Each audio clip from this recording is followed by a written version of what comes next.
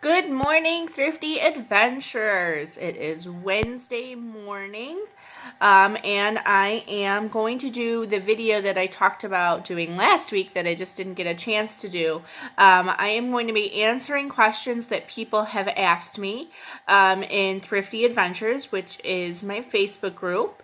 I wanted to do a Q&A type video, so if you ever have any questions, comment on the video or ask in Thrifty Adventures, and I will try to do a video answering all of those questions for you guys.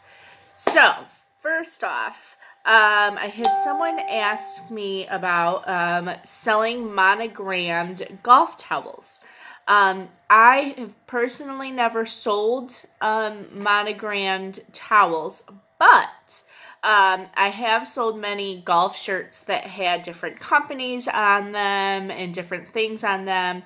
So if it's a good brand, and I believe you said it was Vera Wang, I would go ahead and put them up. They can't sell unless you list them. So you never know if somebody else has the same initials or if someone just wants the Vera Wang golf towels. So I would go ahead and list them and see what happens. Next question I had was how to determine fixed versus if I'm selling at auction. So I will say 98% of what I sell on eBay, I do fixed price. People nowadays don't want to wait for their items. You're talking about, we have Amazon and we have all these fast delivery services, and everybody now just wants it now. So I don't do a lot of auctions because people don't like to wait. But there are on a few occasions that I will do an auction, and how I normally will determine that is if it is like a rare collectible. But if it's so rare that you don't think anybody is really going to be searching for it, you also don't want to put it on auction. So recently I had a White Sox AJ Pierzynski bobblehead. I did put that up for auction, and the reason why I put it up for auction instead of fixed price is people are looking for bobbleheads all the time. White Sox is a very popular team, and AJ Pierzynski is a very popular player. This was a rarer bobblehead because it was only available to season ticket holders. It was a stadium giveaway. So this is something that there'll be a lot of searches for. So because people search a lot for bobbleheads, so it will come up in searches often. There wasn't any listed at the time, so it was definitely rare. So you would have enough traffic going to your item that would make an auction good. So you want to make sure that people will be searching a lot for it. It's not just a one-off item that you have to wait for that special buyer to get to it. And that there's not that many listed. If there's 20 of the same item listed, then people will just go on to the next one. So really, the auction won't really work. So that's how I really determine it. You want to see if there's not a lot listed, but it's still in a popular enough genre that people will be searching for it and find that item. Items that I spend $40 or more on. There's really not tons. I'll spend a lot in one thing. So I'll go to an estate sale, or I'll go to a thrift store or an auction, and I'll spend a lot of money, but there's not a lot of items that I would specifically spend $40 on one specific thing or more. Ones that I will, there's a lot of brand new electronics that can go for hundreds that I would definitely spend the $40 or more on. There are some Disney snow globes. Now I would probably keep it, but there's definitely a lot that are worth spending the $40 or more that will also go for hundreds. There's some other Disney monorail sets that are worth it. I won't normally spend that much without researching it unless I know it off the top of my head. It would have to sell for at least $125 or I should just say $100 and up for me to spend $40 or more on that item. There's some vintage toys that are definitely worth it. Some brand new Lego sets that are worth spending that much. So you just gotta, normally I'm not gonna spend that much unless it's a brand new item, because that's what will warrant the higher prices.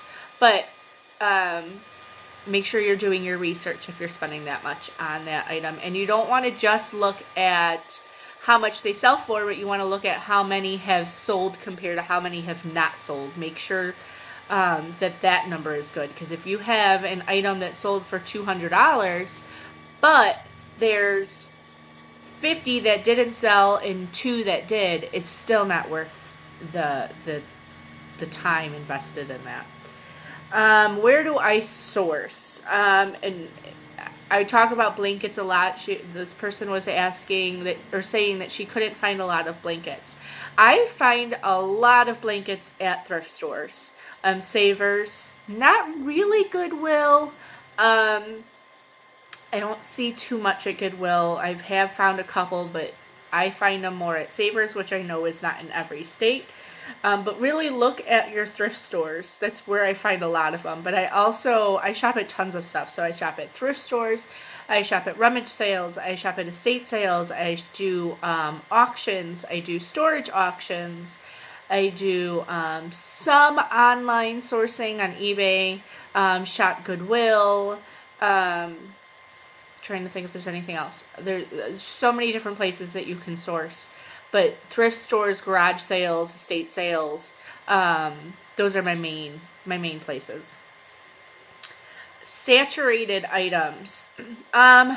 You really have to watch the market, especially in clothing and board games, I would say. So, Tommy Bahama used to be a really big seller, and unless you're really getting a nice stitched, designed one, it's really not worth it. LuLaRoe is definitely really not worth it anymore. There are still a few designs that will do well, but that's definitely saturated. Miss Me jeans, that's definitely a saturated item. Trying to think what else there is. There's so many, and then in board games, Jumanji used to be really good, but then the new Jumanji movie came out, so that isn't doing as well. I really don't even pick them up anymore. Board games can go really up and down.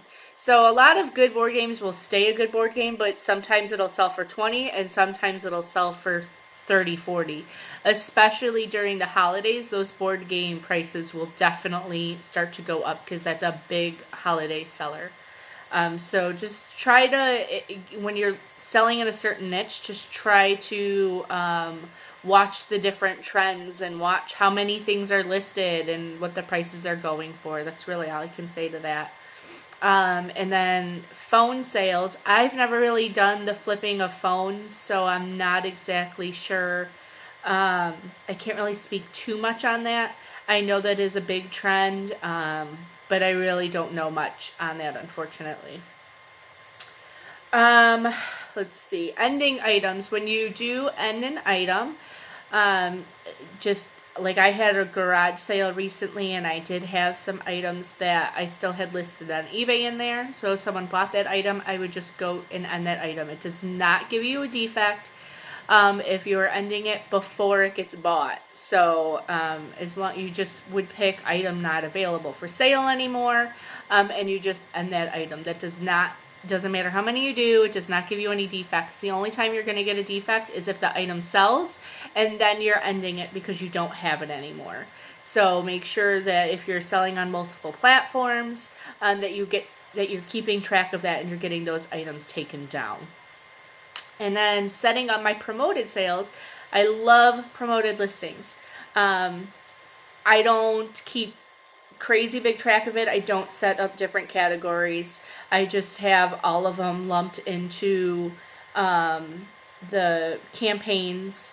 I think it's 500 limit, so I just put the 500 items in there, and I do a set fixed price of 5% on all of those. I think promoted listings is a great way to get your items out there. You're only paying a fee, if your item sells. So I really do think it's a fantastic program. Those were all the questions that I got for right now. But if you have any other questions, or if I didn't answer your question as in depth, or if you have follow-up questions, let me know. Just comment on the video and I will get to answering those. Other than that, I hope to see you guys soon and have a fantastic day. Bye-bye.